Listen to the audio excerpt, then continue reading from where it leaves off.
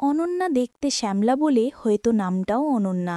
সেদিন অফিসে যাওয়ার জন্য তৈরি হচ্ছিল সে। আয়নার সামনে ঘুরিয়ে ফিরিয়ে নিজেকে দেখছিল। চেহারাটা বাদ দিলে অনন্যার সব কিছুই ঠিকঠাক। আয়নায় দেখতে দেখতে নিজের প্রতি নিজেই প্রেমে পড়ল সে। অনন্যা, তুই কি তৈরি? দরজাটা খুলে গেল। দেখা গেল এক হাতে পর্দা সরিয়ে অর্ণব দাঁড়িয়ে আছে। সে অনন্যার বড় ভাই। 2 বছরের বড় হলেও তাঁদের সম্পর্কটা খুবই সহজ ও আন্তরিক। ছোটবেলা থেকে সে অনন্যার খুব খেয়াল রাখে। তারা ভাই বোন 2 রুমের একটি ভাড়া বাড়িতে থাকে। প্রতিদিনের মতোই তারা একসঙ্গে বেরিয়ে পড়ল। অর্ণব একটি বিদেশি কোম্পানিতে ম্যানেজার হিসাবে চাকরি করে। অফিস থেকে তাকে একটি গাড়িও দেওয়া হয়েছে। সে নিজেই গাড়ি চালিয়ে অনন্যাকে এনজিওতে নামিয়ে দিয়ে যায়, তারপর নিজের অফিসে যায়। অফিস শেষে তারা দুজন আবার একটা সুপারমার্কেটে একত্রিত হল কিছু কেনাকাটার জন্য। একটা মেয়েদের পোশাকের দোকানের পাশ দিয়ে যাচ্ছিল তারা। একটা হাফ প্যান্টের দিকে ইশারা করে অর্ণব বলল, এমন পোশাক পরলে তোকে খুব ভালো লাগতো। অনন্যা বলল, আমার যে চেহারা তাতে এসব মানাবে না। আমি এসব পরে বাইরে গেলে সবাই ঠাট্টা করবে। অর্ণব বলল, বাসাতেও তো এসব পরা যায়। অনন্যা হাসির ছলে উত্তর দিল, তুই কিনে দিস তাহলে পরব। এরপর নিজেদের কেনাকাটা সেরে তারা বাসায় ফিরল। তখন বর্ষাকাল চলছিল। কয়েকটা দিন ভ্যাপসা গরমের পর আজ আবার বিকেল থেকে ওঝোর ধারায় বৃষ্টি নেমেছে। অফিস শেষে বাসায় ফিরতে ফিরতে কিছুটা ভিজে গেল তারা। অর্ণব আজ অনন্যার আগেই ফিরেছে। বেডরুমে ঢুকতে ঢুকতে অনন্যা বলল, অর্ণব, প্লিজ কফি বানাবি, একসাথে খেতাম। রুমে গিয়েই অনন্যার চোখ গেল বিছানার ওপর। একটা সুন্দর গিফট বক্স রাখা আছে। দেখেই কৌতূহল হলো। বক্সটি খুলে অনন্যা দেখল একজোড়া টাইটস, একটি টি শার্ট, একটি হাফ প্যান্ট এবং একটি নাইটির সঙ্গে মিনি শার্ট রয়েছে। সেগুলোর সাথে একটা সাদা গোলাপ আর এক টুকরো কাগজ রাখা আছে। 2 আঙুলে গোলাপটা নিয়ে কাগজের লেখাগুলো পড়ল সে। প্রিয় অনুর জন্য বিশেষ উপহার, পড়লে খুব খুশি হব। মনে হলো যেন অনন্যা কয়েকটা হৃদস্পন্দন মিস করল। এটা কার কাজ তাও বুঝল সে। জন্মের পর অনন্যার চোখ দেখে সবার মনে হয়েছিল যেন 2 চোখে শ্যামলা পরানো আছে। তখন থেকেই তার নামকরণ হয়েছিল অনন্যা। এই জন্য ছোটবেলায় তাকে অনেকে অনেক কিছু বলত। এখন একমাত্র অর্ণবই তাকে মাঝে মাঝে অনু বলে ডাকে। ওর এই ডাকের মাঝে যে পরিমাণ স্নেহ আর ভালোবাসা থাকে তা অনন্যা সবসময় অনুভব করে। অনন্যা ওকে সবসময় অর্ণব বলেই ডাকে। কিছুটা দোনমনার পর অনন্যা 3/4 টাইটস পরল। অনন্যা, কফি তৈরি, ড্রয়িং রুমে চলে আয়। ডাক পড়তেই অনন্যা সেদিকে হেঁটে গেল। দরজার সামনে তাকে দেখেই অর্ণবের দৃষ্টি থমকে গেল। মুখ থেকে পায়ের আঙুল পর্যন্ত সে চোখ বোলাল। ওর 2 চোখে মুগ্ধতা। অনন্যা, তোকে দেখতে সত্যি খুব সুন্দর লাগছে। ওর কণ্ঠে নিখাত প্রশংসা। আয়, কাছে বস। ওর কথা অনন্যা বিশ্বাস করল, কারণ অর্ণব তাকে কখনো মিথ্যা কথা বলে না। তাছাড়া ওর মুখের অনুডাক ছোটবেলা থেকেই তাকে আপ্লুত করত। তবে অন্য কেউ অনু বলে ডাকলে অনন্যার খুব রাগ হতো। এমন পোশাকে কিছুটা লজ্জা লাগলেও অনন্যা সামনে এগিয়ে ওর পাশে বসল। অলস চোখে টিভি দেখতে দেখতে, কফির কাপে ছোট ছোট চুমুক, টুকটাক কথা, কখনো বা মৃদু হাসি। এটা তাদের বরাবরেরই অভ্যাস। গল্পে গল্পে সময়টা সুন্দর কেটে গেল। অর্ণবের সাথে গল্প করতে অনন্যার সবসময় ভালো লাগে। আজ আরও ভালো লাগল। সময়টা তারা এভাবেই পার করল। দ্বিতীয় দিন অনন্যা সাদা হাফ প্যান্ট আর লাল স্লিভলেস শার্টটা পরল।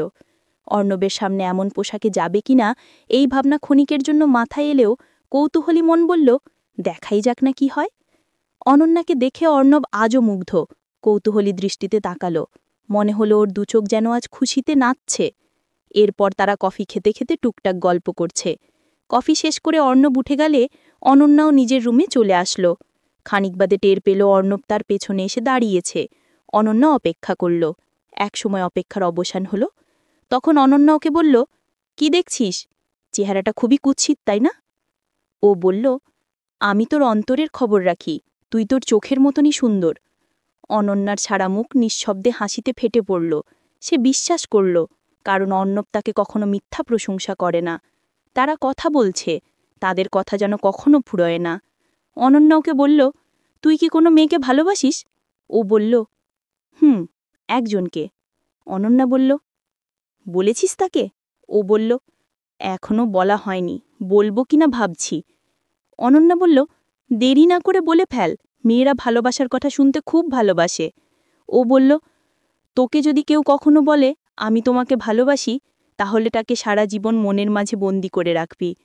অনন্যা ওর 2 হাত ধরে বলল, আমার মতো সাধারণ মেয়েকে কি কেউ কোনোদিন ভালোবাসার গান শোনাবে? অনন্যা নিজের ভাবনায় ব্যস্ত, আর ওদিকে অর্ণব তার ভালোবাসার কথা বলতে শুরু করেছে। 12-13 বছরের একটা চঞ্চল মেয়ে বৃষ্টিমুখরিত এক দুপুরে আমাকে তার সঙ্গে খেলা করতে দিয়েছিল। সে কবেকার কথা, মেয়েটা হয়তো তা ভুলেই গেছে, কিন্তু আমি এখনও মনে রেখেছি। সেই দিন থেকেই আমি মেয়েটাকে ভালোবাসি। যেমনই হোক, কিন্তু পবিত্র এক ভালোবাসা বুকে নিয়ে তার জন্য অপেক্ষা করে চলেছি। তখনই অনন্যা চমকে উঠল। ভুলে যাওয়া স্মৃতি তাকে ভাবিয়ে দিল। মফস্বল শহরে টিনের ছাউনি দেওয়া প্রাচীর ঘেরা দালান বাড়ি, একটা মাধবীলতার গাছ চালের উপর উঠে গেছে। সেদিন হয়তো গাছে প্রচুর ফুলও ফুটেছিল, থোকা থোকা ফুল। টিনের চালে ঝমঝমিয়ে বৃষ্টি পড়ছে। ঘরে থাকাই দায়। 2 ভাই বোন ঘর ছেড়ে উঠোনে দৌড়াদৌড়ি করে ভিজতে লাগল। মেয়েটা দৌড়াচ্ছে, ভাইটা ধরার জন্য বোনের পিছু পিছু ছুটছে। এক সময় সে চঞ্চলা বোনকে ধরে ফেলল। টিনের চাল বেয়ে জলের ধারা নেমে দুজনের শরীরে আছড়ে পড়ছে। ভাই বোন জল নিয়ে খুনছুটি করছে। কিশোরীবেলার সেই স্মৃতি অনন্যা ভুলে গিয়েছিল। সুদূর অতীতের বৃষ্টিস্নাত স্মৃতি যুগ পেরিয়ে আর এক বর্ষণ মুখরিত সন্ধ্যায় তার মনকে গভীরভাবে নাড়া দিল। এতদিন একজন পুরুষ মানুষের ভালোবাসার কাঙাল ছিল অনন্যা।